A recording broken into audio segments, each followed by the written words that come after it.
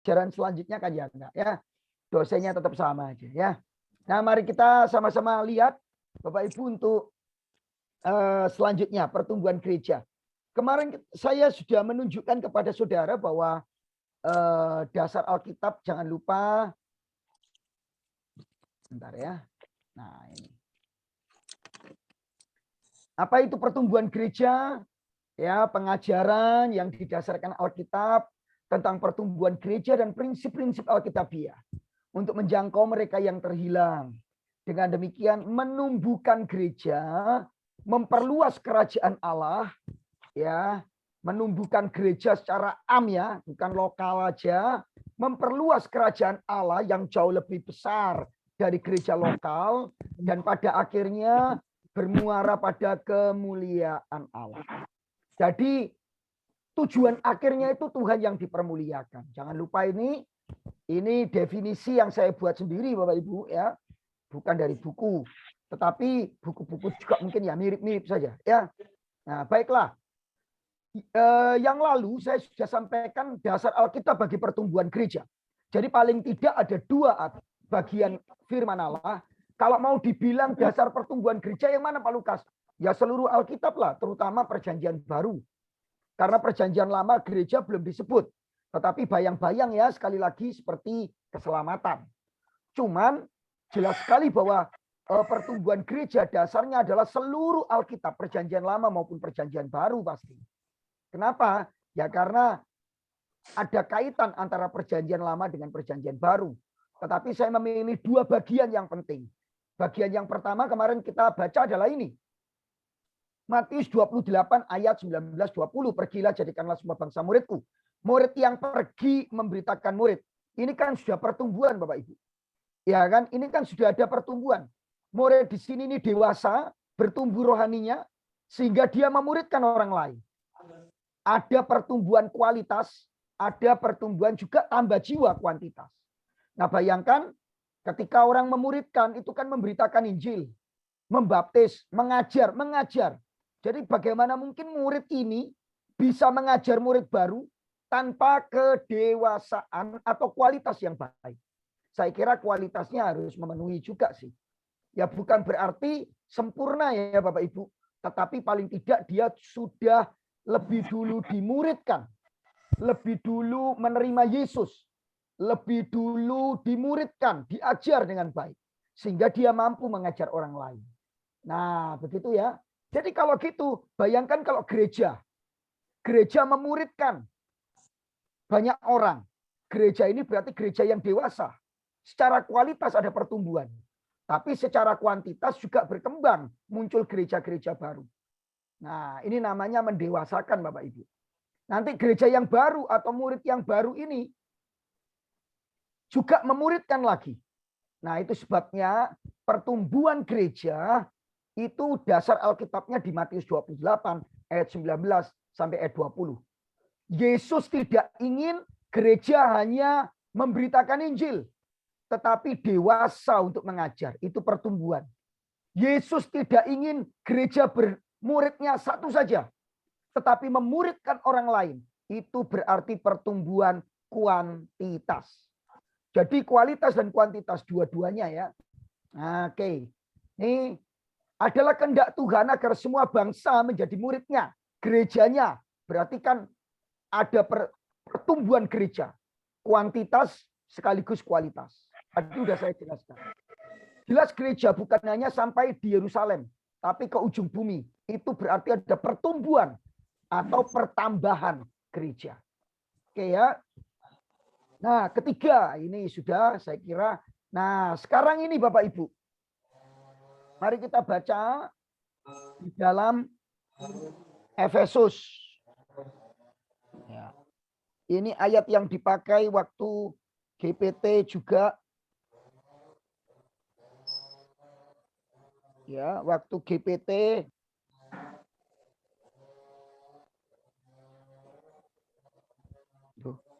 Bentar ya Bapak Ibu.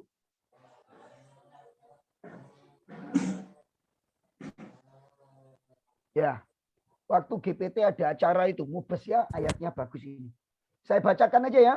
Dan ialah yang memberikan baik rasul-rasul maupun nabi-nabi, baik pemberita-pemberita Injil maupun gembala-gembala, dan pengajar-pengajar. Perhatikan ini.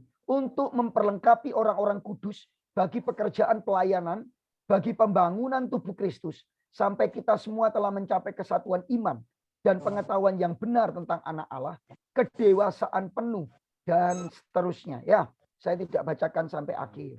Nah, perhatikan nih yang saya garis bawahi. Jadi ternyata bahwa jabatan maupun karunia rasul, nabi, pemberita Injil, gembala, pengajar itu punya tujuan. Tujuannya adalah untuk memperlengkapi orang-orang kudus bagi pekerjaan pelayanan, bagi pembangunan tubuh Kristus. Pekerjaan pelayanan yang mana? Ya kerasulan, ya kenabian, ya pemberitaan Injil, ya penggembalaan, ya pengajaran. Gitu ya. Betul ya? Nah, kalau gitu tugasnya apa? Memperlengkapi orang-orang kudus. Berarti mendewasakan. Ini sama dengan Matius 28 tadi. Memperlengkapi murid supaya murid bisa memuridkan orang lain. Murid yang lain itu dimuridkan, diperlengkapi supaya bisa memuridkan lagi. Nah, tanpa disadari ini ada dua pertumbuhan. Yang pertama memperlengkapi orang-orang kudus bagi pekerjaan pelayanan, berarti mendewasakan. Berarti harus ada pertumbuhan kualitas dong. Bagaimana orang itu bisa bekerja dalam pelayanan pembangunan tubuh Kristus kalau kualitasnya enggak bertumbuh. Nah, ketika dia melayani pekerjaan pelayanan yang termasuk pemberita Injil, pemberitaan Injil, maka terjadilah pertumbuhan kuantitas. Jadi bisa nangkep ya. Nah, saya terangkan Bapak Ibu. Ini gereja dengan segala karunia dan jawatannya, ya haruslah bekerja membangun tubuh Kristus. Nah, kan membangun tubuh Kristus itu loh, sudah pertumbuhan gereja Bapak Ibu. Baik kuantitas maupun kualitas. Loh, bekerja membangun tubuh Kristus itu loh, sudah pertumbuhan.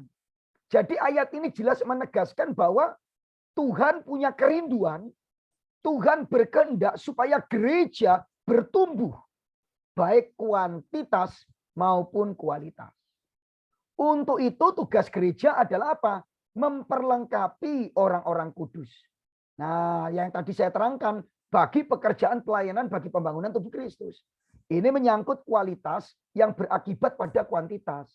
Kalau jemaat kita dewasa dan turut melayani bidang kerasulan, kenabian, pemberitaan Injil, ya Bapak Ibu, penggembalaan dan pengajaran, saya yakin bukan hanya kualitas saja, tetapi kuantitasnya juga bertumbuh. Ya, jadi Bapak Ibu bisa mengerti kenapa kok Efesus 4 ayat 11-16 ini adalah sebagai dasar dari pertumbuhan gereja. Jadi ketika ayat ini mengatakan bahwa segala karunia dan jabatan yang dianugerahkan Allah itu supaya haruslah bekerja membangun tubuh Kristus untuk memperlengkapi, membangun tubuh Kristus, itu sudah ada pertumbuhan, Bapak. Membangun itu kan bertambah, bertumbuh. Ya, jadi sebetulnya kalau dilihat dari ayatnya tadi, ya iya, pembangunan itu perkembangan, Bapak. Memperlengkapi juga memperkembangkan orang-orang. Jadi bagaimana kita mau ngomong bahwa pertumbuhan gereja bukan kehendak Tuhan. Pertumbuhan gereja itu kehendak Tuhan. Hanya kadang gereja tidak menangkap. Gereja tidak membuka hati bahwa gereja harus bertumbuh. Gereja harus menjangkau jiwa-jiwa. Gereja harus berkembang, baik kualitas maupun kuantitasnya. Jangan ada yang mengatakan kuantitas tidak perlu. Wah, salah. Bagaimana gereja kok bisa ya ngomong bertumbuh tapi kuantitasnya tetap. Saya kok merasa aneh gitu. Ya. Memang Yesus sendiri murid-muridnya dari 12 jadi 70. 70 jadi 120. 120 jadi wow, sekarang tak terhingga kan. Seluruh dunia ada pengikut Yesus, murid Yesus. Kalau gitu Tuhan menghendaki kita untuk bertumbuh. Gereja harus bertumbuh. Pak Lukas kualitas saja, tidak kualitas dan kuantitas. Karena kualitas yang bertumbuh diikuti oleh kuantitas. Kalau masalah kuantitas, ukurannya apa Pak Lukas? Ya nggak ada sih ukurannya. Ya Bapak Ibu, kuantitas tuh nggak harus diukur. Oh, kalau jemaatnya 10.000 baru bertumbuh, ya tidak lah ya. Saudara, gereja-gereja yang di daerah-daerah, di desa-desa menangkan jiwa, lalu SMA, anaknya SMA kuliah keluar kota lah, jemaat baru masuk, nah itu kuantitas. Memang kelihatannya jemaatnya tetap, tapi sebetulnya kuantitasnya itu bertambah. Ada jemaat yang pindah, menangkan jiwa di kampung halamannya, atau pindah keluar kota, dia menangkan jiwa, kan kuantitas. Hanya saja memang tidak bisa diukur karena tidak bergereja di gereja saudara. Jadi saya pikir itu penting. Tentu saja yang mana Pak Lukas yang didulukan? Kualitas pasti. Karena kuantitas muncul dari kualitas yang baik. Nanti saya akan terangkan. Oke Bapak Ibu, sampai di sini ada pertanyaan. Jadi dasar-dasar Alkitab hanya 2 saya pakai. Saya tidak menambahkan, silakan Bapak Ibu mencari sendiri. Banyak. Kisah para Rasul. Loh bisa. 1 ayat 8. Atau seluruh kisah para Rasul. Bisa. Ya banyak Bapak Ibu sebetulnya ayat-ayat tentang pertumbuhan gereja. Sampai di sini ada pertanyaan? Sebelum saya lanjutkan dengan tema baru. Tidak ada pertanyaan? Ya, yang rindu mau bertanya-tanya tentang pertumbuhan gereja, saya kira ini sangat baik ya untuk kita dalami. Jadi jangan anti, gereja nggak boleh anti perubahan. Ya, GPT ini lagi banyak perubahan. Ya, saudara-saudara, yang penting apakah itu sesuai Alkitab, apakah itu dorongan firman Allah dan sesuai dengan firman Allah. Itu ya. Nah, oke, kalau tidak ada saya lanjutkan ya Bapak Ibu. 1 pokok lagi kemudian kita bisa selesai. Saya juga tidak memaksakan banyak-banyak pokok. Nanti susah nanti ya. Nah, Bapak Ibu hari ini kita akan belajar. Jadi selalu muncul ini supaya nggak lupa gitu. Ya. Jadi kalau Bapak Ibu pengen gerejanya bertumbuh, tujuannya harus jelas. Menjangkau mereka yang terhilang, menumbuhkan gereja yang am, dan memperluas kerajaan Allah bukan kerajaan kita sendiri. Dan akhirnya adalah kemuliaan Tuhan yang kita kejar. Bukan jumlah jemaat, jumlah persembahan. Ya, oh kenapa kok pengen jemaatnya ratusan? Ya supaya persembahannya tambah Pak, perpuluhannya meningkat. Ya bukan itu ya Bapak Ibu. Tetapi supaya gereja bertumbuh. Supaya kerajaan Allah diperluas lagi pengaruhnya, kuasanya. Dan supaya Tuhan Yesus atau Bapa, Roh Kudus, dan Kristus dipermuliakan. Itu aja. Nah, ini penting ya Bapak Ibu. Karena hari ini gereja juga mulai kehilangan arahnya. Baiklah. Ini adalah tema baru ya Bapak Ibu. Jebakan dari teori pertumbuhan gereja. Loh kok jebakan Pak Lukas? Danger, ya bahaya. Jadi tahun berapa kemarin dimulainya Bapak Ibu? Tahun 70-an ya. Kemudian booming di tahun 1980-an. Teori-teori church growing. Ada lagi yang menyebutnya church grow. Ada yang menyebutnya church planting, penanaman gereja. Ada yang menyebutnya macam-macam istilah untuk pertumbuhan gereja, Bapak Ibu. Ya. Kemudian muncul teori-teori pertumbuhan gereja. Waduh, luar biasa teori-teori pertumbuhan gereja. Buku-buku juga makin banyak. Ya, buku-buku pertumbuhan gereja. Oh iya ya, saya lupa nggak siapkan ya Bapak Ibu ya. Ya, banyak sih buku-bukunya. Ya, mohon maaf ya Bapak Ibu, saya juga lupa. Saudara juga nggak ada yang mengingatkan ya. Oke lah ya. Nah, Bapak Ibu, ada jebakan-jebakan dari teori pertumbuhan gereja. Maksudnya apa Pak Lukas? Ya, maksudnya bagaimanapun baiknya teori pertumbuhan gereja, selalu ada jebakan yang berbahaya. Ya, hati-hati. Pasti bukan pada Alkitabnya, tetapi pada manusia yang memahaminya. Jadi, saudara, kalau kita nggak hati-hati, pertumbuhan gereja ini teori-teorinya bisa menjebak gitu. Ya, kita berpikir teori-teori itu wow, yang hebat gitu. Namanya teori, ya, saudara harus hati-hati. Pengajaran tetap harus hati-hati, apapun namanya. Ya, kenapa? Karena ya namanya manusia yang memahami, manusia yang menyampaikan, manusia yang memikirkan, manusia ini penuh kekurangan Bapak Ibu. Tetapi Alkitab itu yang sempurna. Betul ya? Setuju ya ini ya? Ya kalau saudara-saudara itu sebabnya mari ajaran kita, pengajaran kita juga harus berani.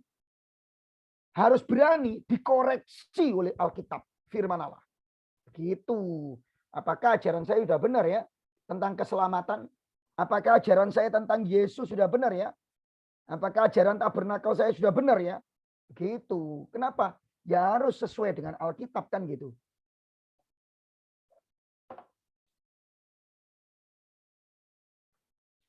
Pengajaran kan bukan Alkitabnya ya Bapak Ibu. Begitu ya. Nah, kalau pengajaran itu Alkitabnya, maka ajaran-ajaran saksi Yehova benar semua kalau itu. Kan ya tidak. Ajaran apapun itu harus berani diuji oleh Alkitab yang adalah firman Allah. Ya, saya berharap pemikiran ini terus ada di dalam benak Bapak Ibu, saudara-saudara, siswa-siswi, supaya kita ini enggak merasa sombong dan tanpa sadar kita salah melenceng karena kita tidak mau diuji, ya, dikonfirmasi, ya, diteliti oleh Alkitab yang adalah firman Allah. Oke. Sekali lagi problematiknya bukan pada Alkitab, tetapi pada keterbatasan. Ya, bisa dibaca kekurangan manusia. Entah penafsirannya yang tidak sehat, ya. Bisa aja baca satu ayat tafsirannya nggak pas Bapak Ibu. Ya, di Alkitab itu kan banyak ayat-ayat sulit. Nah, tafsirannya jadi nggak pas. Ya, entah tafsirannya tidak sehat. Tidak sehat itu berarti memang sengaja salah. Ya, sengaja salah Bapak Ibu. Atau tidak tepat. Nah, kalau tidak tepat, tanpa sengaja dia keliru. Atau terjebak pada pemikirannya yang sesat dan dangkal. Jadi pemikiran yang sesat dan dangkal. Paham ya? Kalau yang tadi penafsirannya, cara kita menafsirkan. Ya, tapi kalau yang ini memang sudah ada kekeliruan dalam pola pikir kita. Sehingga kita terjebak dengan yang sesat dan dangkal. Pak Lukas, kita kan belum belajar teorinya. Kok sudah jebakannya? Ya, Bapak Ibu, justru jebakan harus di awal. Supaya setelah teori-teori ini saya sampaikan, kemudian saya sampaikan, kita paham posisinya gitu. Ya, jadi perhatikan baik-baik, hati-hati ya, jebakan-jebakan dalam teori-teori pertumbuhan gereja. Yang pertama, jebakan yang pertama, menekankan kuantitas atau jumlah jemaat. Nah, ini pasti jebakan. Ya, tidak dapat disangkali bahwa pertumbuhan gereja itu Bapak Ibu menyangkut pertumbuhan secara kuantitas. Di mana jumlah jemaat bertambah. Ya, toh. Wah, puji Tuhan Pak Lukas, gereja saya bertumbuh. Loh, puji Tuhan. Bertumbuh bagaimana Pak? Iya, dulu bangunannya cuma 1.000 meter, sekarang 2.000 meter. Gitu. Loh, jemaatnya gimana? Ya gitu Pak, jemaat dulu 500, sekarang tinggal 10. Wah, kan repot ya. Nah, ini bukan pertumbuhan yang baik menurut saya. Saya yakinkan ya, Saudara. Kuantitas itu perlu, gitu loh. Jangan kita ngomong tidak, ya. Pertumbuhan gereja itu menyangkut pertumbuhan kuantitas, di mana jumlah jemaat bertambah. Entah pertambahannya pelan atau cepat. Entah, Saudara, tapi akan ada begitu. Ya, kalau gereja itu secara kuantitas sudah puluhan tahun tidak berkembang, wah saya kok curiga gereja itu tidak sehat. Perlu diperbarui, ada yang salah dengan gereja itu. Ya. Ya. Nah, Bapak Ibu, saya ingatkan itu. Banyak nih gereja GPT, terutama kita ini kalangan GPT. Saya kan GPT juga. Saya ngomong begini bukan ingin menjelekkan hal-hal gereja lain. Tidak ya Bapak Ibu. Karena saya ini pendeta GPT juga. Tapi saya itu loh sering dengar. Gimana jemaatnya? Puji Tuhan Pak, dulu 50, sekarang tinggal 15. Kok keluar 35 orang? Terus pendetanya ngomong, tidak apa-apa Pak, karena mereka tidak kuat dengan penyucian firman. Nah gitu. Saudara bayangkan ya, orang tidak kuat dengan penyucian firman keluar. Lalu saya mencoba mengikuti, tidak semua. Saya tahu Bapak Ibu tidak semua. Saya mencoba mengenali gereja ini.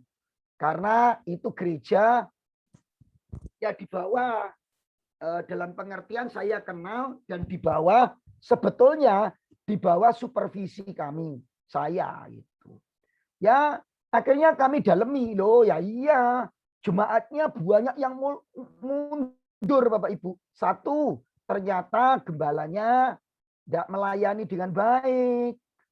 Ya, perkunjungannya nggak jalan, jemaat nggak kurang diperhatikan lah. Jangan ngomong penyucian firman. Oh, terus saya lihat firmannya itu Bapak Ibu dari kejadian dari Januari sampai Januari berikutnya itu Yohanes 1 ayat 1. Coba bayangkan itu. Dan itu aja itu yang disampaikan. Nah, ini beneran loh saya ini, Bapak Ibu. Saya ini ngomong ini beneran. Nah, rupanya gembalanya kurang menggali, mempersiapkan firman yang baik. Nah, kalau yang gini nih ya bukan karena penyucian, ya karena tidak pelayanan dengan baik. Nah, ini loh. Kalau sudah gini Bapak Ibu, apakah ini bisa disebut benar? Ya, lebih baik kita mengoreksi. Kalau jumlah jemaat kita semakin melorot, mari kita menyelidiki, mengoreksi pelayanan, mengoreksi khotbah ibadah, mengoreksi bagaimana ibadahnya, bagaimana melayani jemaat, bagaimana memelihara domba-domba, sudahkah sesuai? Nah, kita mulai mempertanyakan, sudahkah teori pertumbuhan gereja kita terapkan? Nah, itu ya, Bapak Ibu, nanti kita akan lihat teorinya seperti apa. Ya, jadi sebetulnya tidak dapat disangkali bahwa pertumbuhan gereja itu menyangkut pertumbuhan kuantitas. Oke, saya tanyakan kepada Bapak Ibu sekarang. Halo, ini penting ini, saya kasih ilustrasi aja, tapi saya mau tanya sama Bapak Ibu. Misalnya ya, saya punya toko, Pak Bangun juga punya toko. Jualan kita sama, Pak Bangun. Harganya juga sama. Lalu toko yang satu lebih ramai dari yang lain. Menurut Pak Bangun, toko yang berkembang yang mana? Yang ramai atau yang sepi? Yang ramai. Nah, tidak bisa dihindari Bapak Ibu. Kuantitas juga merupakan salah satu ciri dari pertumbuhan gereja kita. Ya toh? Nah, kan gitu. Kita ngomong gini, kalau gereja yang paling benar itu Pak Lukas akan ditinggalkan banyak orang. Nah, saya kok aneh ya. Seharusnya kan kalau memang gereja kita benar, pelayanannya benar, bagus, ibadahnya benar, kemudian pelayanannya berkualitas. Kira-kira kalau produk seperti itu dicari orang apa ditinggalkan orang, Bapak Ibu? Dari orang. Iya, secara logika ini loh. Makanya saya heran kalau ada orang ngomong jemaat saya semakin sedikit, puji Tuhan, berarti saya semakin maju, itu gak kebalik itu. Ya, kalau kita ini kualitasnya bagus, pelayanannya baik, dicari orang Bapak Ibu. Secara otomatis. Nah, ini yang perlu kita renungkan ya. Nah, jangan sampai dibalik. Nah, tetapi perhatikan ini. Namun pertumbuhan secara kuantitas bukanlah sebuah sasaran mutlak. Garis bawah ini. Itu jebakan. Ya. Namun pertumbuhan secara kuantitas bukanlah sasaran yang mutlak. Jadi kalau kita itu menekankan jumlah jemaat saja, kuantitas, saya pastikan saudara itu gereja kita, gereja yang gagal. Karena apa? karena kita mengabaikan kualitas. Oke ya. Jadi ini adalah jebakan yang pertama. Gara-gara teori pertumbuhan gereja yang booming tahun 80 sampai sekarang ini, sampai sekarang ya Bapak Ibu. Bahkan kemarin sore itu saya masih di WA sama seorang gembala yang gerejanya gede di Malang. Ya, saya perkirakan menurut data gereja tersebut jemaatnya hampir 1.000 Bapak Ibu. Atau malah 1.000. Ya, saya kadang diundang di gereja itu untuk berkhotbah. Ibadahnya ibadah pertama pagi, siang, ya kemudian siang lagi, lalu sore. 4 kali ibadah. Ya jemaatnya mungkin 1.200-an begitu. Ya 4 kali ibadah loh Bapak Ibu. Belum cabangnya ada 2. Ya satu cabang ada yang 100, saya pernah khotbah semua itu Bapak Ibu. Nah yang satunya saya belum pernah khotbah karena agak di desa gitu cabangnya. Di Kota Malang, tapi di desa sana. Yang itu saya belum pernah diminta khotbah di desanya. Ya saya yang di kota. Jadi Bapak Ibu bisa bayangkan jemaatnya begitu banyak. Lalu kemarin kemarin sore ya, saya di WA untuk berdiskusi karena setelah pandemi ini jemaatnya itu yang kembali baru 25% sampai 30%. Wih, ngeri ya. Kalau 30% dari 1.000 ya hanya 300-an orang aja. Saudara yang kembali beribadah. Dan kembali ibadahnya dibuka hanya pagi dan sore. Memang pandemi ini membuat masalah yang berat Pak Ibu. Jemaat juga akhirnya lebih nyaman online. Ya kan? Tapi pertanyaan saya kalau online apakah bisa beribadah dengan serius? Ya, ini perlu kita gumuli. Ya. Bapak Ibu ini nanti ada seminar. Ya, saya diundang untuk mengikuti seminar Bapak Ibu dari bentar ya.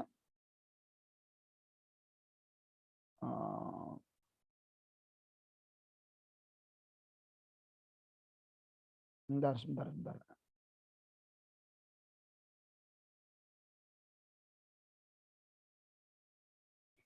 Oke. Saya diundang untuk mengikuti seminar. Bilangan Research Center. Bilangan Research Center itu Bapak Ibu adalah sebuah badan riset. Nah, ini penting gini-gini ya. Hamba-hamba Tuhan juga harusnya ikut nih. Jadi sebuah riset di Indonesia tentang kondisi kekristenan. Nah, itu ada ini. Peta dan pertumbuhan jumlah umat Kristen di Indonesia ya pasca pandemi.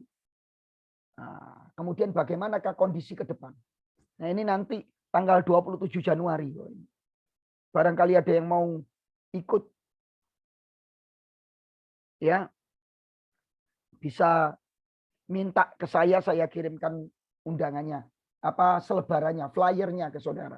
Gratis kok ya Bapak Ibu. Nah, bilangan riset ini melihat kondisi yang sekarang ini. Nah, diperkirakan di gereja-gereja ya, saya nggak ngerti kalau di daerah, di perkotaan itu yang kembali ke gereja setelah pandemi 25 sampai 30% aja. Kalau saya sudah mengikuti sebetulnya riset di Amerika, itu Josh Barna riset, yaitu menyatakan hanya 10 sampai 40%, lebih tinggi 40%. Nah ini Indonesia kok malah 25 sampai 30 ya. 30% aja. Nah puji Tuhan Bapak Ibu kalau gereja saya ya anugerah Tuhan 100% udah kembali. Kembali kebaktian onsetnya itu 100%.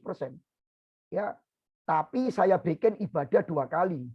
Sehingga jemaat yang ya ibadah itu ya hampir 200 orang begitu ya. Tetap sudah kembali lah, sudah normal. Hanya dibagi 2 ibadah.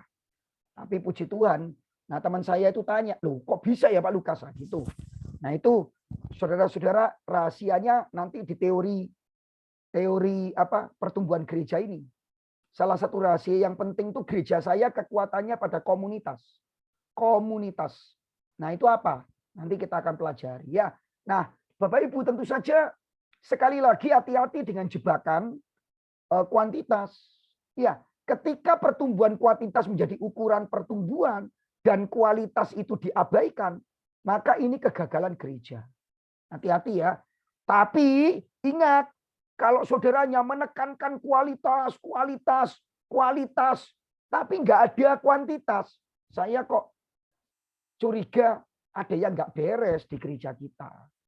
Ya, kuantitas itu bukan hanya jumlah jemaat, jumlah kehadiran misalnya. Ya, kalau ngantuk boleh minum kopi, boleh cuci muka, Bapak Ibu ya. Kasihan, saya lihat saudara ini kelihatannya berat ya. Ada tugas tak? Wajahnya itu loh. Ya, kalau Pak Wisnu itu nggak berat sih Pak Wisnu ya. Kurnia juga saya lihat cerah-cerah saja ya. Tapi yang lain ini loh, dari wajahnya kok berat gitu rasanya ini ya. Ini Adiel ini kelihatan separuh tok dia mukamu dia. Ya Gideon, aduh ya Gideon cuci muka ya gitu. Kalau rasanya berat Pak. Mungkin kurang istirahat atau banyak tugas. Ya, Ari kejauhan saya juga agak sulit lihatnya. Ya, oke lah. Pak Bangun juga ini kadang ditutup loh Pak Bangun kameranya. Ya. Baiklah Bapak Ibu Saudara. Jadi sekali lagi ini jebakan yang pertama adalah menekankan kuantitas. Jangan ya, tapi jangan mengabaikan juga kuantitas. Oke. Nah, gini, perlu diperhatikan beberapa kebenaran tentang kuantitas. Nah, ini penting. Perhatikan Bapak Ibu. Perlu diperhatikan beberapa kebenaran tentang pertumbuhan kuantitas. Yang pertama, pertambahan jemaat secara kuantitas. Itu adalah karya Allah yang melahirbarukan jiwa-jiwa. Setuju enggak ini? Halo. Amin. Amin ya. Amin. Amin ya. Jadi Tuhan yang mempercayakan kepada gembala-gembala ini jumlah jemaat, jumlah jiwa. Biarpun kita ngotot mati-matian, wong Tuhan yang punya kok. Saudara maksa. Tapi bukan berarti, kalau gitu Pak Lukas, kita santai-santai saja. Oh tidak. Bekerja sekeras-kerasnya bagi Tuhan. Melayani sebagai gembala yang sungguh-sungguh bagi Tuhan. Ngasih makan domba-domba yang benar, yang serius. Memberitakan Injil yang serius. Apalagi mengunjungi jemaat, cari jiwa, ya, memelihara domba-domba dengan sungguh-sungguh. Loh, gitu loh. Tetapi tetap kita harus ingat bahwa pertambahan jemaat secara kuantitas itu tetap karya Allah. Saya dan saudara bisa memberitakan Injil, tetapi yang menjangkau hati orang yang terhilang, yang mempertobatkan adalah karya Allah, karya Roh Kudus, bukan karya kita. Paham ya? Ini kebenaran yang pertama. Loh. Jadi mari kebenaran ini kan memberkati kita ya, menguatkan kita. Kalau jemaatnya masih sedikit, jemaatnya belum rame, sabar. Sembari kerja keras. Ya. Bapak Ibu, gereja saya dulu ya. Jemaat cuma 100 gitu. Nanti yang hadir PA cuma 20-30 loh. Loh, lah sedih sih. Ya. Nah, sekarang bertambah jemaat, PA tetap 20-30 loh. Saya bekerja keras. Apa yang perlu diubah ya? Apa yang perlu dibenahi ya? Tuh. Pelayanan sungguh, ini didoakan sungguh-sungguh. Tuhan kirim. Yang membuat jemaat hadir juga bukan pendeta. Ya. Tetapi kan Tuhan. Makanya ya bergantung Tuhan. Siapkan pelayanan yang terbaik. Ibadah yang on time. Khotbah yang disiapkan. Pelayanannya, ibadahnya diperbaiki. Ya. Nah, lalu Tuhan berkarya di atasnya. Maka yang datang puji Tuhan sekarang udah banyak Bapak Ibu. Ya. Wah, puji Tuhan. Bisa sampai tembus 80 orang TA, itu bagus. Dan sungguh-sungguh mencatat, sungguh-sungguh serius. Nah, gitu loh. Ya, jadi yang jelas Bapak Ibu, pertambahan jemaat secara kuantitas itu karya Allah. Ini yang perlu kita perhatikan. Yang kedua, pertumbuhan kuantitas. Nah, ini kebenaran yang kedua. Merupakan akibat logis.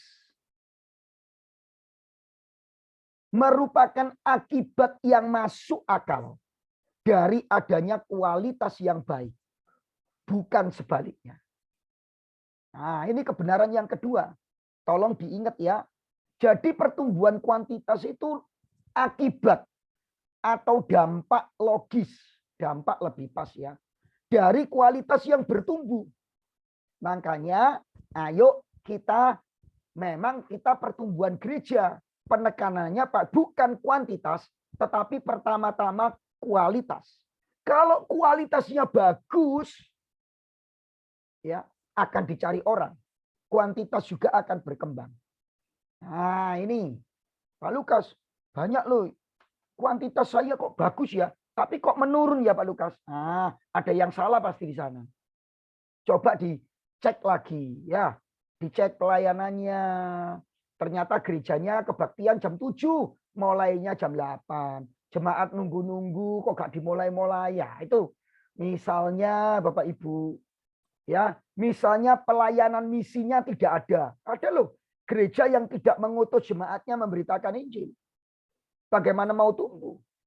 Ada jemaat yang tidak mendewasakan jemaat supaya jemaat itu bisa bersaksi, berdoa, melayani. Nah, kualitasnya belum berarti. Nah, kalau kualitasnya dikembangkan, saya kok percaya dampak logisnya kuantitas kita berkembang. Entah cepat, entah pelan, itu kan yang punya Tuhan. Tetapi mau pelan, mau cepat, kalau kualitasnya ditumbuhkan dengan baik, kuantitas akan mengikuti. Amin. Ya, saya yakinkan. Oke. Jadi ada dua hal ini ya, Bapak Ibu, untuk kita perhatikan. Ya, jadi dua hal ini untuk saya saudara perhatikan. Ini kebenarannya bahwa kuantitas itu karya Allah. Yang kedua, pertumbuhan kuantitas akibat atau dampak logis dari kualitas, bukan sebaliknya. Ya, kuantitas dulu dikejar mati-matian. Kualitas yang harus dikejar. Kuantitas akan mengikuti dengan baik. Oke. Nah, Bapak Ibu, bahaya dari menekankan kuantitas itu mengerikan. Nah, ini akibat kalau kita itu menekankan kuantitas itu mengerikan. Yang pertama ini menekankan pertumbuhan kuantitas, ya, justru ya akan menggeser tujuan dan jiwa dari pertumbuhan gereja yang sesungguhnya, yaitu menjangkau jiwa-jiwa yang terhilang. Jangan lupa yang disampaikan oleh Pak McGavern, apa sih pertumbuhan gereja itu? Penjangkauan jiwa-jiwa nomor 1. Setelah itu riset. Setelah itu baru langkah-langkah praktis atau mengatur sasaran, aksi, dan sebagainya. Jadi apa sih pertumbuhan gereja ya? Penjangkauan jiwa-jiwa yang terhilang. Lah bayangkan kalau kita menekankan kuantitas, itu akan menggeser jiwa-jiwa itu. Ya. Loh kok bisa Pak Lukas? Iya. Ya, karena kita itu hanya menekankan jumlah kehadiran. Ya. Bahaya ya Bapak Ibu. Gampang loh kalau cuma mengejar kuantitas. Ya nanti saya sampaikan misalnya ini ya Bapak Ibu. Di beberapa gereja itu habis kebaktian tuh diadakan makan pagi bersama. Jadi yang datang tuh dikasih makan. Banyak jemaatnya. Ya, di Surabaya, di Sidoarjo ada itu. Jadi diiklankan di koran gitu. Ya sekarang sudah nggak ada ya iklan koran karena koran nggak laku. Diiklankan, hadirlah ibadah di gereja kami. Double porsi berkat. Berkat rohani dan berkat jasmani. Terus ditulisi huruf besar-besar. Di gereja kami disediakan makan pagi. Dengan menu yang diberkati Tuhan. Nah, sungguhan loh Bapak Ibu. Ada malahan yang dulu ya, sekarang kan koran nggak laku. Kalau dulu di koran-koran. Hadirilah ibadah di gereja kami. Karena dan potong iklan ini tukarkan dengan souvenir cantik. Ada. Malah ada di satu gereja besar yang jemaatnya ribuan di Semarang, Bapak Ibu. Itu kalau jemaatnya itu hadir harus absensi. Nah, ceklok gitu. Nah, absensi itu akan dihitung, nanti akan dapat poin atau dapat nomor undian. Pokoknya kalau kehadirannya memenuhi 90% dapat nomor undian. Dan jemaat diundi itu hadiah utamanya mobil, Bapak Ibu. Ayo, gereja lain nggak pergi ke situ dah. Coba kalau Gideon ya, gerejanya ada door prize mobil. Kira-kira jemaat-jemaat itu datang enggak Gideon? Saudara, ini terjadi sungguh-sungguh. Kenapa? Karena hanya menekankan apa? Kuantitas, jumlah saja, bukan kualitas. Ya, Bapak Ibu, bahaya sekali. Yang kedua, fokus pada kuantitas, mengabaikan pertumbuhan secara kualitas. Jadi kalau fokusnya itu jumlah jemaat, maka yang diabaikan apa? Kualitas. Banyak cara. Ya, misalnya nih ya Bapak Ibu, gimana gereja lain, cara lain. Pokoknya ikut baru gabung pelayan Tuhan. Gabung kasih pelayanan terima tamu. Gabung kasih pelayanan ngangkat perjamuan kudus. Lupa mengabaikan apakah jemaat itu sudah bertumbuh secara kualitas. Pelayanan itu ditawarkan supaya jemaat-jemaat itu gabung ke gerejanya. Macam-macam ya Bapak Ibu. Tadi saya sudah kasih contoh, ngasih makan, ngasih door prize, ada yang ngasih jabatan. Loh beneran loh ini. Saya ini bukan apa Bapak Ibu, bukan ngarang ya Bapak Ibu, tapi karena saya menghadapi. Jadi beberapa gereja itu sharing sama saya. Ya. Itu karena gereja tetangganya itu membagi ayam panggang Bapak Ibu kepada jemaat-jemaat pendeta ini supaya jemaat pendeta ini ikut gerejanya itu. Dikirimi makanan gitu ya. Ayo coba ibadah di gereja kami gitu. Nah, ada lagi yang pakai pelayanan itu. Ya. Jadi kalau ada orang jemaat lain datang baru datang itu yang cerita yang diberi pelayanan. Pak Lukas saya habis ke gereja sebelah itu Pak Lukas. Terus ada apa Pak? Ya ini mau saya ceritakan. Begitu dia ibadah, selesai ibadah didatangi oleh timnya. Diajak masuk ke ruangan terus diomong, Pak, Bapak kalau mau jadi jemaat kami mulai bulan depan Bapak bisa nggak melayani perjamuan kudus? Kaget Bapak Ibu. Padahal baru gabung. Ya akhirnya tak tanya, Bapak melayani? Ya ditawari Pak Lukas, ini orangnya juga nggak dewasa rohani. Ya akhirnya ikut. Nah kan ngeri ya Bapak Ibu ya. Dan itu terjadi Bapak Ibu. Itu adalah yang disebut church marketing. Jadi pemasaran gereja. Dan itu terjadi loh di Surabaya, di kota-kota besar. Bagaimana? Apakah di gereja daerah Bapak Ibu pernah dengar cerita-cerita begini? Sudah dengar. Ada juga ya Pak Bangun di sana? Kalau di sini belum ada Pak. Kalau sini belum ada. Ya Pak Bangun bikin makan bersama Pak Bangun. Jangan ya Bapak Ibu. Nah ini adalah jebakan yang pertama. Mengejar kuantitas Bapak Ibu. Ya. Nah bahaya yang berikutnya apa? Jadi kita itu sudah nggak fokus memenangkan jiwa. Karena apa? Yang penting jumlah. Bukan pemenangan jiwa, tapi jumlah. Yang kedua, fokusnya akhirnya bukan lagi kualitas, tetapi kuantitas. Gitu ya. Kuantitas saja. Waduh, akhirnya ya jemaat dangkal. Jemaat tidak dewasa rohani. Nah yang ketiga, menekankan pertumbuhan kuantitas, memberikan dorongan untuk menghalalkan segala cara supaya gereja dipenuhi jiwa-jiwa. Nah ini bahaya banget. Dan ini terjadi loh Bapak Ibu. Saya akan melayani, maaf ya Bapak Ibu, bukan saya mau sombong, enggak ya Bapak Ibu, mohon maaf. Bukan juga berbangga, tetapi saya melayani memang saya pengkhotbah di luar ya Bapak Ibu. Saya sering diundang gereja-gereja itu.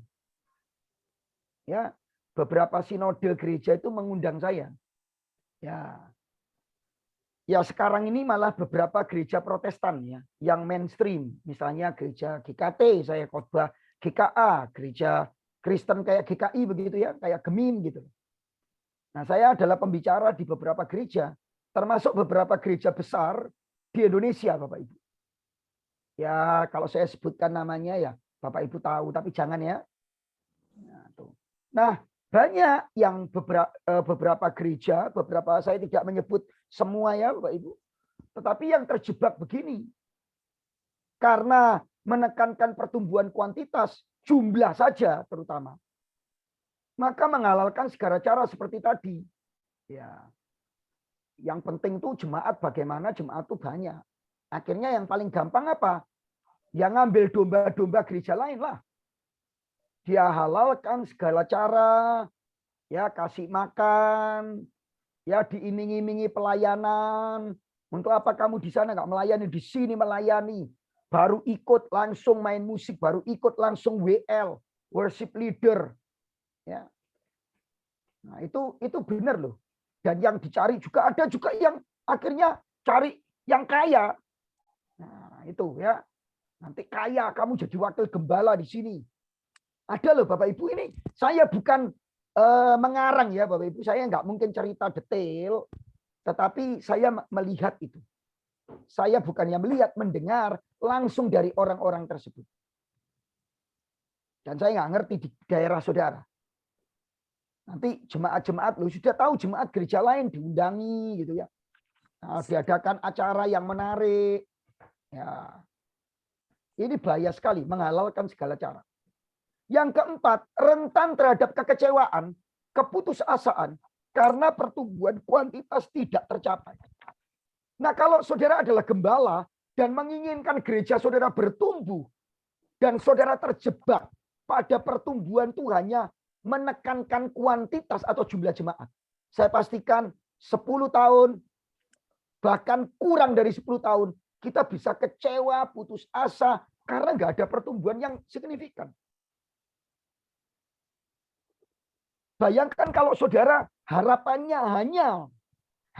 kita hanya jumlah jemaat yang 100 atau ribuan atau puluhan ribu dan tidak dapat. Saudara rentan, bukan pasti ya, rentan, kecewa, putus asa, kok gini-gini aja ya gitu. Karena saudara tidak mempertimbangkan atau mengabaikan pertumbuhan secara kualitas.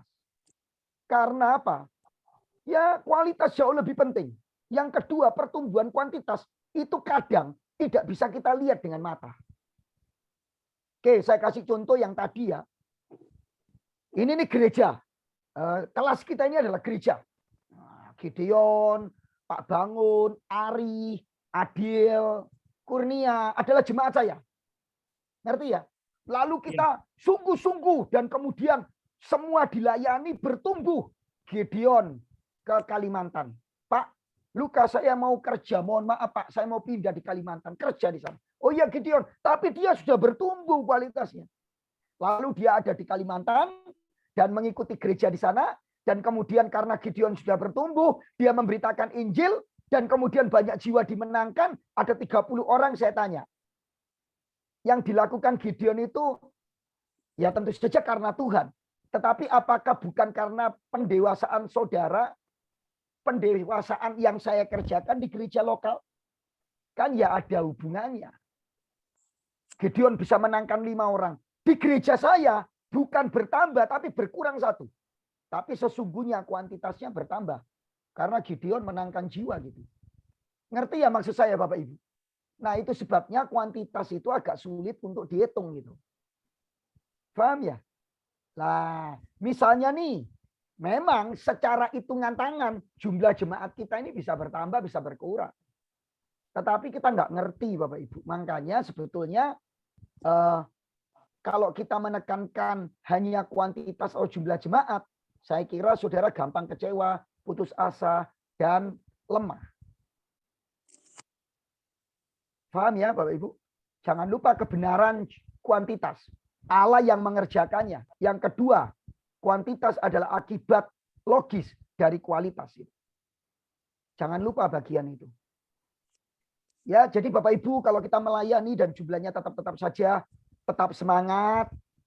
Bukan ini yang kita tekankan, tapi mari melayani dengan sungguh-sungguh. Dan saya yakinkan jumlah kuantitas itu akan mengikuti dari kualitas yang kita bangun.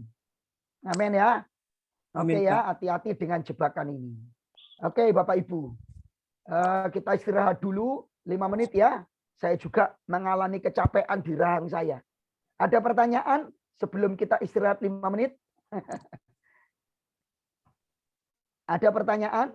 Tidak ada? Atau komentar? Atau mau menambahkan? Pak Stefanus Sangka mungkin mau memberikan tambahan-tambahan, Pak Wisnu. Yang gembala-gembala Pak Bangun? Tidak ada? Baik ya, kalau nggak ada kita istirahat 5 menit dari sekarang ya. Nanti saya kembali 5 menit kemudian ya Bapak Ibu. Jam 11:10 saya akan kembali. Sudah semua? Nah. Saya juga capek ya Bapak Ibu ya. Ngomong terus sini loh. Nah, itu. Tapi kita lanjutin ya apa jebakan-jebakan tadi. Ya. Jadi jebakannya yang pertama adalah kalau kita menekankan kuantitas atau jumlah, itu jebakan. Jadi gara-gara gini ya Bapak Ibu, Pak Lukas maksudnya apa sih? Gara-gara teori-teori buku-buku pertumbuhan gereja. Akhirnya pemimpin-pemimpin gereja itu berlomba-lomba gitu loh.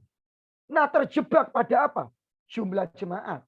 Jumlah kehadiran jemaat yang beribadah. Gitu. Sehingga bangun gereja besar-besar dan berusaha untuk mendatangkan orang sebanyak mungkin. Nah jangan heran ya kalau di Surabaya misalnya itu banyak angkot-angkot. Ya, itu ngangkati jemaatnya orang. Ya, satu kali Bapak Ibu ini kesaksian saya. Satu kali pernah ada orang itu datang ke gereja saya. Lalu ngomong gini, Pak, permisi Pak. Oh ya, silakan. Ada apa ya Mas? Saya tanya. Mobilnya udah siap Pak. Mana jemaat yang diangkut? Gitu. Kaget saya. Loh, nggak ada Pak. Saya nggak ada acara itu. Saya juga nggak nyewa Bapak. Oh bukan Pak, kami dari gereja A. Dari gereja yang kami menjemputi jemaat-jemaat yang mau beribadah ke gereja kami, ke gereja yang ini. Nah rupanya sopirnya ini orang non-Kristen gitu. Jadi dia nggak ngerti apa-apa. Kami disuruh untuk jemputi jemaat-jemaat Pak untuk ibadah di gereja A. Saya kaget saudara. Ya ternyata dia nunggu mobilnya nunggu di dekat gereja saya itu dan kemudian banyak jemaat-jemaat diundang untuk beribadah di gereja itu. Nah, ya itulah yang terjadi Bapak Ibu. Ya. Akhirnya cara-cara yang buruk, yang penting jemaat itu memenuhi gereja. Ya. Nah, ini yang terakhir ya rentan terhadap kekecewaan dan keputusasaan. Oke. Saya kira itu. Nah, yang kedua, Saudara-saudara. Ya, jebakan teori pertumbuhan gereja itu daya tarik kesuksesan. Maksudnya apa Pak Lukas? Ya, maksudnya begini, ketika buku-buku pertumbuhan gereja, teori-teori pertumbuhan gereja itu booming di Indonesia, semua pada semangat. Dan saya kasih tahu ya Bapak Ibu, semua buku pertumbuhan gereja ditulis oleh orang-orang yang gerejanya itu disebut mega church. Mega church.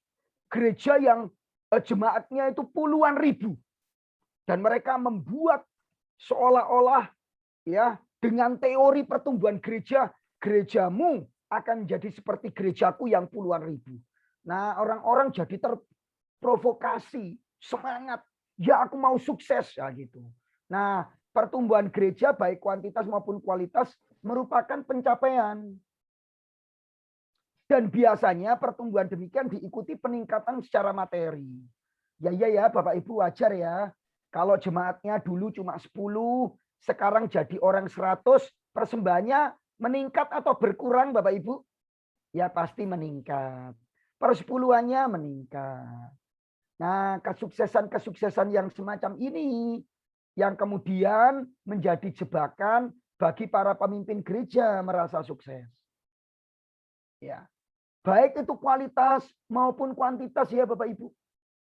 Popularitas, materi, kuantitas, kualitas, ini jadi daya tarik dan akhirnya menjadi jebakan. Oke, bahaya loh ini. Ya. Bukan ini yang kita kejar. Ingat, ini keberapa ini ya? Ya. Bentar ya.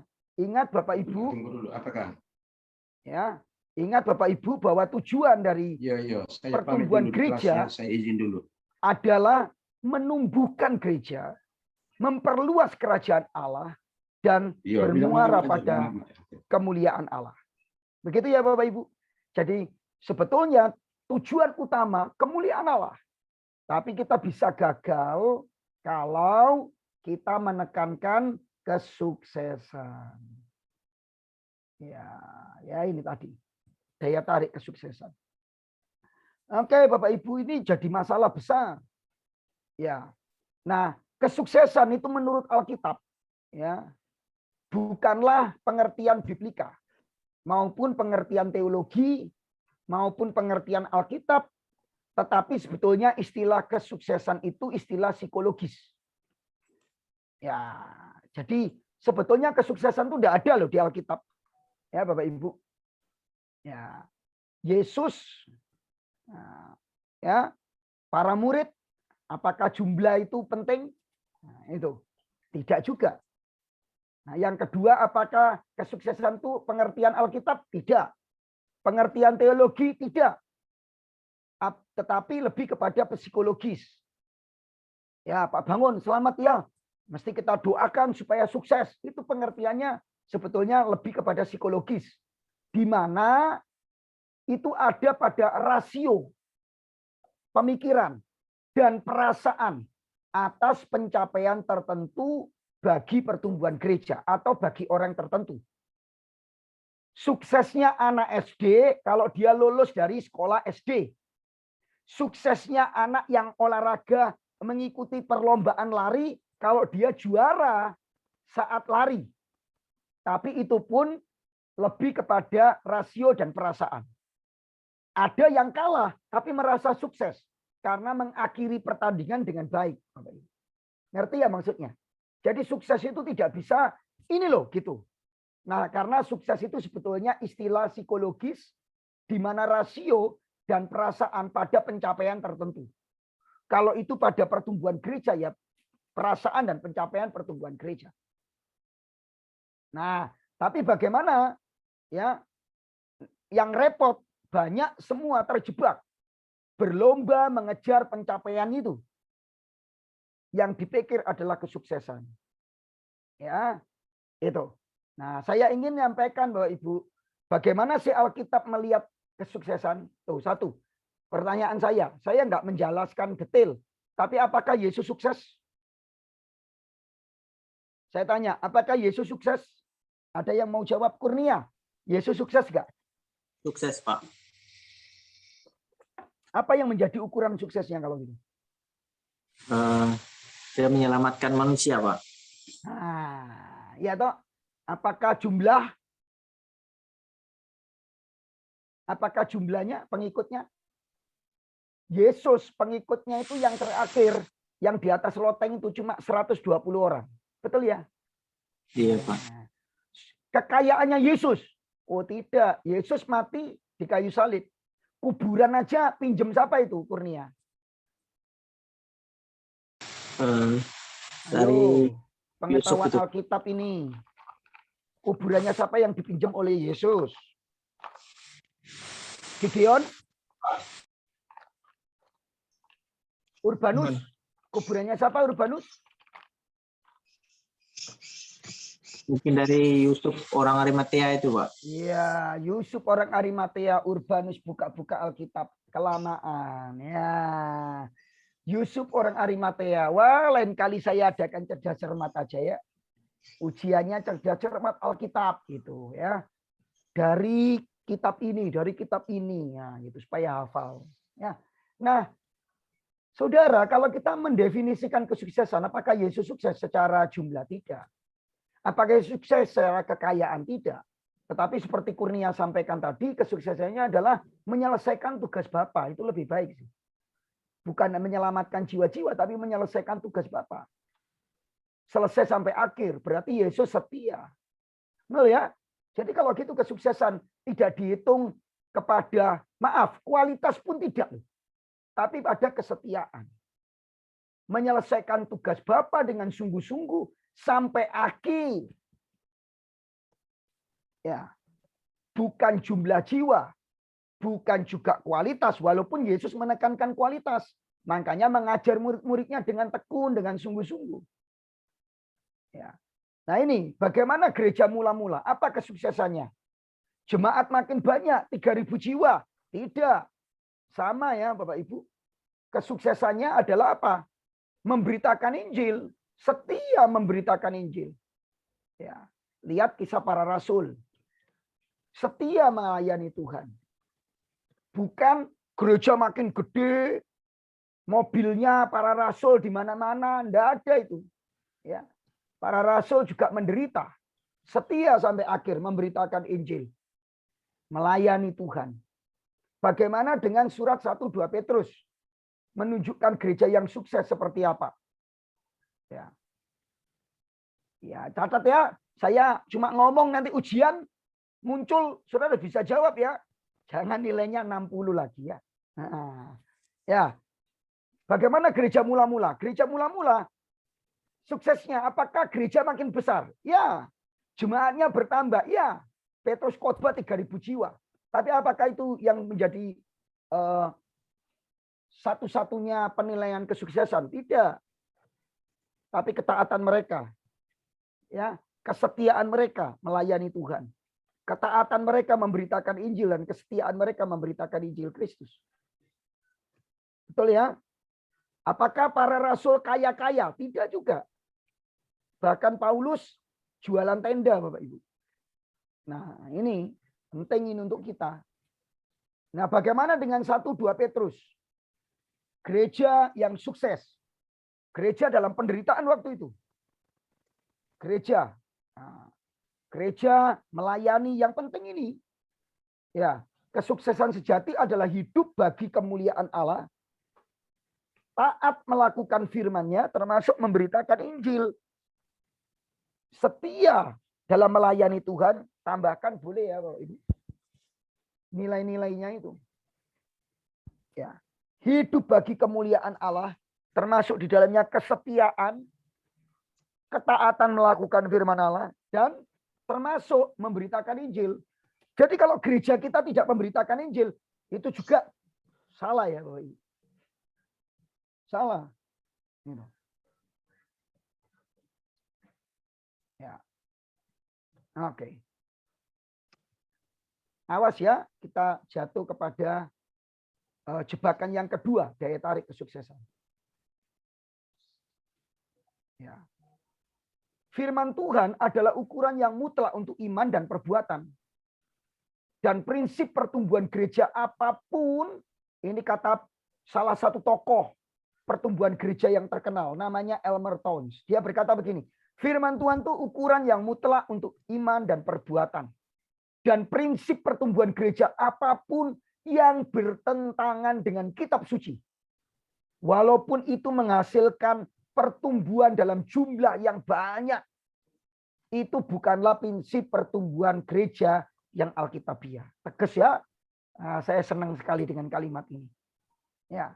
Jadi firman Tuhan harus jadi tolok ukuran yang mutlak. Ini seorang pendeta yang jemaatnya juga banyak ya Bapak Ibu. Nah, Bapak Pendeta Elmer Towns. Ya, silakan cari di internet. Banyak bukunya. Nama-nama Allah. Ya. Buku pertumbuhan gereja juga ada. Bapak Pendeta Elmer Towns.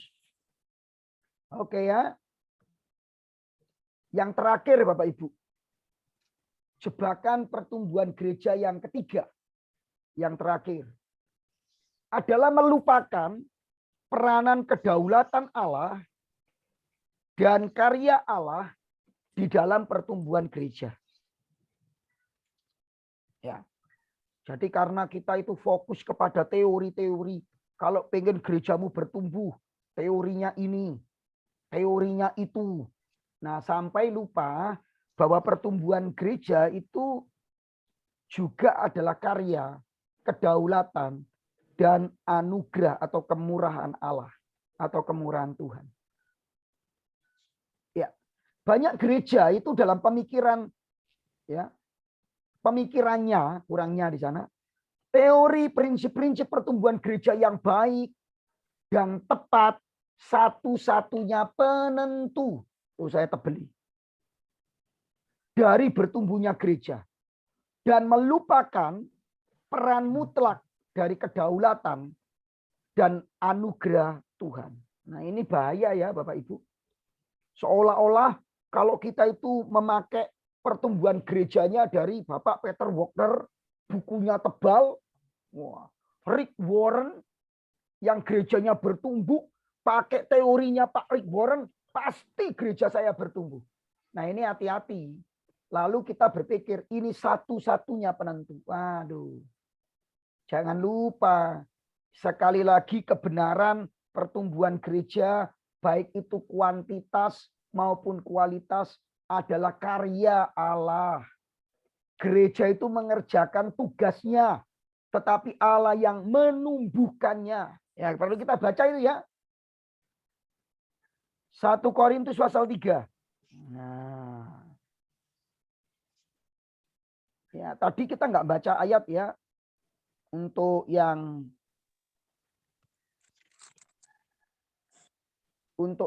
Yesus, tadi kan ada ayatnya itu 1-2 Petrus. Kalau gereja mula-mula itu kisah para rasul ya Bapak Ibu. Banyak ayat yang bisa kita baca, tapi ini kita baca 1 Korintus 3. Ya, minta apa ini? Saya minta Ari. Ya, Ari membacakan yang belum baca. 1 Korintus 3 ayat 21, 22. 1 Korintus 3 ayat 21 dan 22. Oke. 1 Korintus 3 ayat 21. Karena itu janganlah ada orang yang memegahkan dirinya atas manusia, sebab segala sesuatu adalah milikmu. Baik Paulus, Apolos maupun Kefas, baik dunia, hidup. Sorry. Ya. Ya, sorry ya teman-teman. Ayat yang ke-7. Ayat yang ke-6, 7. Atau 5, 6, 7. Silakan dibaca atau ya. Sampai ayat 5, 6 aja lah cukup. Pasal 3 ayat 5 dan 6. Maafkan ya teman-teman, salah ini ya. Silakan. Ayat yang kelima. Jadi apakah Apolos, apakah Paulus, pelayan-pelayan Tuhan yang olehnya kamu menjadi percaya, masing-masing menurut jalan yang diberikan Tuhan kepadanya. Aku menanam, Apolos menyiram, tetapi Allah yang memberi pertumbuhan. Ayat 7. Karena itu yang penting bukanlah yang menanam atau yang menyiram, melainkan Allah yang memberi pertumbuhan. Jadi yang memberi pertumbuhan siapa? Allah kita. Ya, jangan lupa itu. Nah, jangan kita merasa, teori ini yang paling hebat Pak Lukas. Teorinya Pak Lukas ini mengajar bagus sekali, ini yang paling hebat. Waduh, saudara lupa bahwa kita ini cuma bekerja. Yang memberi pertumbuhan siapa? Tuhan. Allah di dalam Tuhan kita Yesus Kristus. Roh Kudus. Allah sendiri yang menumbuhkan. Ya. Nah, ini penting sekali. Nah, banyak orang kejebak. Ya, nih saya omongi ya, dalam sejarah pertumbuhan gereja di Perjanjian Baru, justru kedaulatan dan anugerah Tuhanlah yang berperan mutlak. Belum ada teori pertumbuhan gereja seperti sekarang. Tapi gereja sudah bertumbuh. 3.000 jiwa dimenangkan. Kemudian gereja dari Yerusalem ke Yehuda, ke Samaria, sampai ke seluruh dunia. Sampai hari ini. Bukan teori pertumbuhan gereja yang baru tahun 1970-an.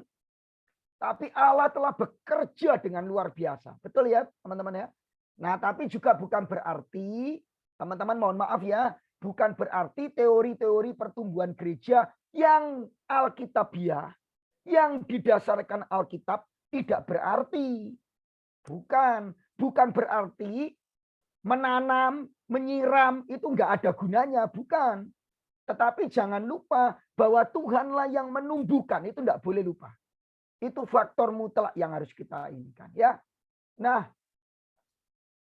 kalau kita tahu bahwa Tuhanlah yang berperan mutlak, ini menjadi pendorong kebergantungan gereja pada Tuhan. Ya, sekalipun usaha terbaik kita, teori-teori pertumbuhan gereja kita lakukan dengan sungguh-sungguh, tapi jangan lupa Kita harus bergantung kepada Tuhan. Karena Tuhanlah yang berperan mutlak dalam pertumbuhan gereja. Bahkan usaha yang gereja lakukan, teori-teori yang kita lakukan, semua adalah anugerah Tuhan. Semua dalam anugerah dan kemurahan Tuhan. Yang ngerti ya teman-teman ya. Yang berikutnya, nah kalau kita itu menekankan bahwa Tuhanlah yang mempunyai, Tuhanlah yang menumbuhkan, Tuhan yang berperan mutlak, itu menjadi penghalang kekecewaan dan keputusasaan gereja. Kita nggak perlu kecil hati, nggak perlu kecewa dan putus asa. Toh Tuhanlah yang berperan mutlak. Tapi jangan juga saudara nggak berusaha semampunya ya. Salah juga. Ngerti ya maksud saya dari bagian ini? Jadi satu, itu membuat kita bergantung kepada Tuhan. Oh iya ya, Tuhan yang menumbuhkan gerejanya loh. Ayo kita semakin giat dengan bergantung kepada Tuhan. Yang kedua, membuat kita nggak mudah kecewa, putus asa. Loh, jemaat saya kok masih 20 ya? Semangat. Tuhan yang menumbuhkan. Nggak perlu kecewa, ini kepercayaan Tuhan. Tuhan pasti menumbuhkan. Nah itu ya teman-teman. Yang ketiga itu penawar kesombongan gereja. Kalau gereja saudara mungkin lebih besar dari gereja saya. Kalau gereja saudara jangan-jangan gerejanya Kurnia Lewi jemaatnya udah 10.000. Jangan sombong. Ya tak? Jangan sombong. Karena yang berperan mutlak bukan usaha kita. Tetapi Tuhan yang menumbuhkan. Amin. Nah ini penting. Hati-hati dengan jebakan-jebakan ini. Ya teman-teman. Sampai di sini ada pertanyaan. Saya akan stop pertemuan kita. Ya masih ada kira-kira 20 menit ke depan. Kalau ada yang mau bertanya, sharing tentang pertumbuhan gereja. Silakan Bapak Ibu. Ya silakan. Siapa ini? Ari Pak. Oh ya Ari. Silakan Ari. Pak mengenai yang kualitas dan kuantitas tadi Pak. Saya mau bertanya. Mungkin ada gereja yang jemaatnya banyak gitu Pak ya, jemaat besar. Nah, tapi masih banyak sedang jemaatnya itu mungkin kalau yang kaum muda itu, itu masih banyak yang merokok Pak. Apakah itu juga tidak memiliki kualitas pertumbuhan yang baik Pak? Begitu. Ya, saya kira tidak hanya masalah merokok ya Ari. Ya. Tidak hanya masalah merokok, menurut saya, tetapi masalah lain juga gitu. Nah, saya tanya, apakah gereja-gereja kecil yang jemaatnya lebih sedikit, jemaatnya nggak ada yang merokok ya? Ada juga kan, gereja yang kecil jemaatnya merokok, betul ya? Iya Pak. Nah, jadi ya memang dua-duanya memang belum bertumbuh secara kualitas, Wah. Tapi bukan berarti dia tidak bertumbuh ya, Ari. Pertumbuhan itu kan pertumbuhan kualitas itu kan apa Bapak Ibu? Proses bukan? Menurut Ari, orang itu langsung sempurna atau proses? Proses. Jadi nggak masalah sih. Kita juga nggak berhak menghakimi. Cuman memang mari kita melihat gereja kita sendiri, ya kita juga harus mendorong jemaat kita bertumbuh. Misalnya masalah kerohanian yang Ari sampaikan itu kan salah satu saja sih. Salah satu bidang ya Ari, merokok. Jangan jemaat kita merokok. Ya kita mesti mengkhotbahkan tentang merokok. Kadang-kadang gereja juga nggak membicarakan soal rokok kok. Ya. Nah, bahkan membicarakan rokok itu cuma sepintas gitu. Nah, kalau gitu penting loh, jemaat ini banyak yang merokok. Saya mau khotbah tentang rokok. Kenapa rokok itu enggak boleh? Nah, itu perlu. Bukan cuma gini ya Bapak Ibu. Bapak Ibu saudara yang dikasih Tuhan, hidup kudus benar di hadapan Tuhan. Salah satunya itu merokok. Jangan merokok. Nah, sampai di situ aja gitu loh. Tapi jemaat enggak pernah diajari merokok itu salahnya di mana. Ya, ini tugasnya Ari ya. Tugasnya Ari, coba pikirkan khotbah tentang rokok yang lengkap gitu. Kenapa sih merokok dilarang?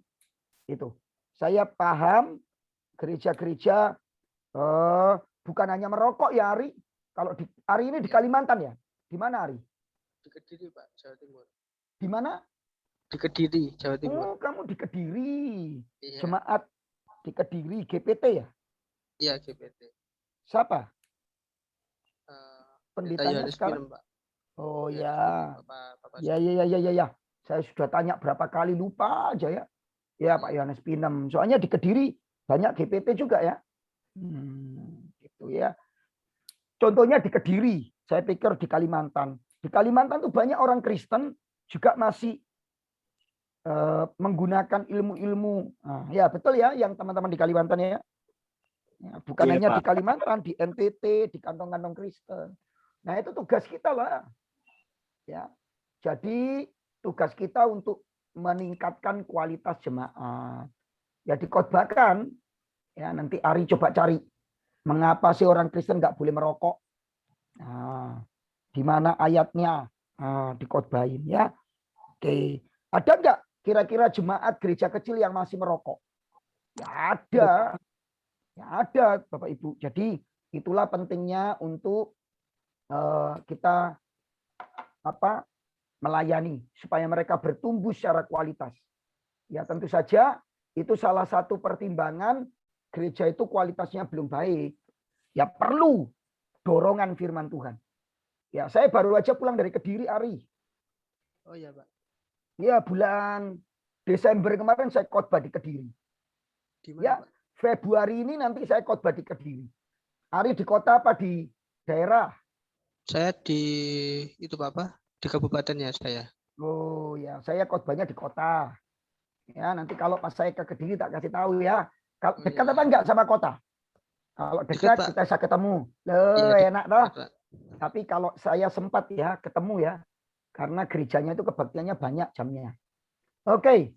Ada yang lain yang mau tanya, sharing tentang jebakan-jebakan. Jadi ada 3 ya Bapak Ibu jebakannya. 1 menekankan kuantitas, melebihi kualitas dan mengabaikan kualitas gitu. Yang kedua, mengejar kesuksesan yang sebetulnya bukan kesuksesan yang menurut Alkitab. Yang ketiga jebakannya adalah apa tadi?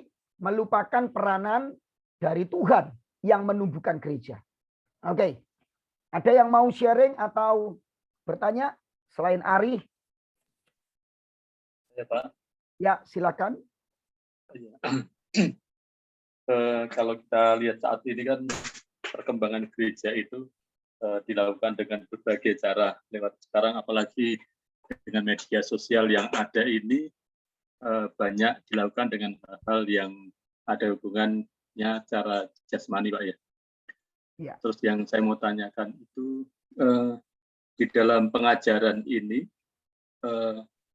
untuk menyampaikan supaya jemaat itu mengalami pertumbuhan secara kualitas, nah itu kan perlu pengajaran yang kita berikan. Tetapi dalam pengajaran itu kan ada pengajaran yang seringkali cara penyampaian, teori penyampaian itu yang seringkali mungkin jemaat terima itu mungkin memaksakan, mungkin atau hal yang lain. Tetapi dalam kehidupan yang dibutuhkan seorang gembala kan butuh teori-teori, Pak. Misalnya dalam Perjanjian Lama itu kan ada hukum-hukum Taurat yang disampaikan di jemaat. Padahal sekarang itu zamannya tentang kasih karunia.